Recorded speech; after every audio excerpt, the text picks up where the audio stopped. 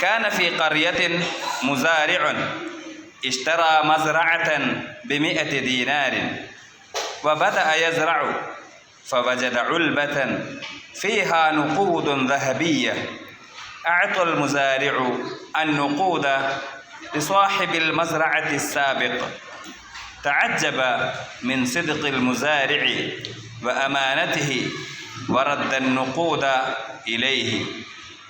جزاء الصدق.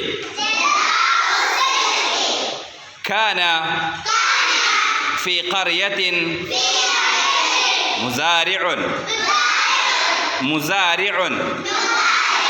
اشترى مزرعة ب100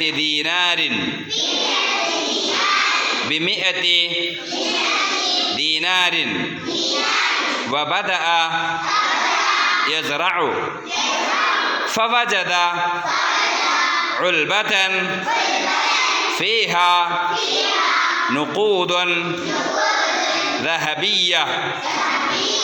أعطى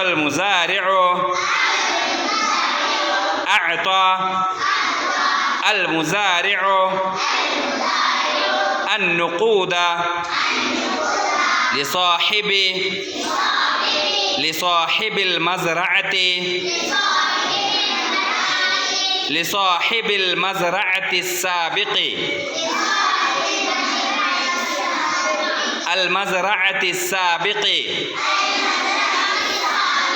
تعجب من صدق المزارع